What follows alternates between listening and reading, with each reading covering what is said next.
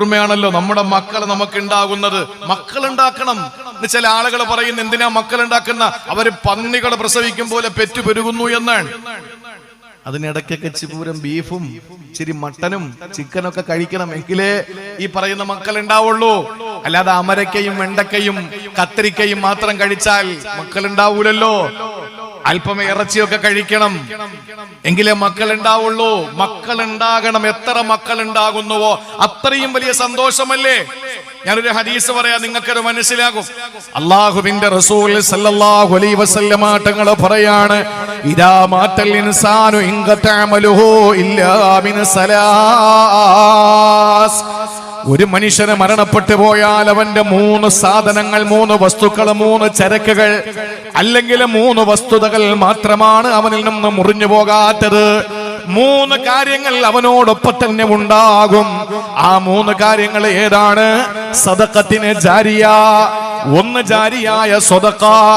രണ്ടാമത്തേത് ഇൽമിനി യുൻതഫഉ ബിഹി, അവന് പ്രയോജനം ചെയ്യുന്ന അറിവ്. മൂന്നാമത്തേതോ വലദിന് സ്വാലിഹി യദൂല, അവന് ദ്വാരക്കുന്ന സന്താനങ്ങൾ. ഈ 3 കാര്യങ്ങൾ നമ്മളെ വിട്ടു പോകൂല. മരിച്ചാലും കൂടെ ഉണ്ടാവുന്ന 3 കാര്യങ്ങളാണ്. ഭാര്യ പോയി, കെട്ടിടം പോയി, വാടക കിട്ടിക്കൊണ്ടിരുന്ന സ്ഥാപനങ്ങൾ പോയി, ബാങ്ക് അക്കൗണ്ട് പോയി, എസ്റ്റേറ്റ് പോയി, അതുപോലെ തന്നെ പോർച്ച് കിടന്ന വണ്ടി പോയി, എല്ലാം തീർന്നു. പക്ഷെ നമ്മുടെ കൂടെ ഖബറിലും നാളെ പരലോകം വരെ ഉണ്ടാകുന്നത് 3 കാര്യങ്ങൾ. അല്ലാഹുവിന്റെ റസൂല് പറഞ്ഞു, ഒന്ന് സദഖത്തുൻ ജാരിയ. നീ പള്ളിക്കോ മദ്രസയ്ക്കോ പാവപ്പെട്ട പെൺകുട്ടിയെ കെട്ടിക്കാനോ അല്ലെങ്കിൽ മറ്റേതെങ്കിലും ഒരു കാര്യത്തിന് വേണ്ടി ചെലവഴിക്കുന്ന സദഖ, ഇത് നിനക്കുള്ളതാണ്. അപ്പൊ സദഖ വർദ്ധിപ്പിക്കണോ വേണ്ടേ? ശ്രദ്ധിക്ക്, സദഖ വർദ്ധിപ്പിക്കണോ വേണ്ടേ? നിങ്ങൾ ഇങ്ങനെ ഇരുന്നാ പറ്റൂല, ഉഷാറായിട്ടിരുന്നാലേ പറ്റുള്ളൂ. നമ്മൾ മരിച്ചാൽ നമ്മളോടൊപ്പം ഒരിക്കലും മുറിയാതെ കൂടെ വരുന്ന 3 എണ്ണത്തിൽ ഒന്നാമത്തേത് സദഖ. അപ്പൊ സദഖ വർദ്ധിപ്പിക്കണോ വേണ്ടേ? വർദ്ധിപ്പിക്കണ്ടേ? എത്ര നമ്മൾ സദഖ കൊടുക്കുവോ അത്രത്തോളം നമുക്ക് ഖബറിലേക്ക്, നമ്മുടെ പരലോകത്ത് അതിന്റെ ഗുണം വന്നുകൊണ്ടിരിക്കും. അപ്പൊ സദഖ വർദ്ധിപ്പിക്കണ്ടേ? ഇഷ്ടംപോലെ കൊടുക്കണം സദഖ. പള്ളിക്ക് കൊടുക്കണം, മദ്രസയ്ക്ക് കൊടുക്കണം, പാവപ്പെട്ടവർക്ക് കൊടുക്കണം. അപ്പൊ സദഖ വർദ്ധിപ്പിക്കുന്നതിൽ തർക്കമില്ലല്ലോ, ഒരു തർക്കവും ഇല്ല. പിരിക്കാൻ വേണ്ടിയിട്ടല്ല, കേട്ടോ ബാക്കി.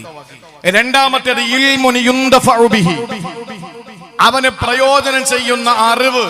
അത് അവന് മരിച്ചാലും അവന്റെ കൂടെ ചേർന്ന് കൊണ്ടേയിരിക്കും. ഞാനിപ്പോ പ്രസംഗിച്ചു, ഏതെങ്കിലും ഒരു അറിവ് ആരെങ്കിലും ഒരാള് പഠിച്ചിട്ട് അമല് ചെയ്താൽ ഞാൻ മരിച്ചു പോയാലും എന്റെ ഖബറിലേക്ക് അതിന്റെ പ്രതിഫലം വന്നുകൊണ്ടിരിക്കാൻ. അതാണ് പ്രയോജനം ചെയ്യുന്ന അറിവ്.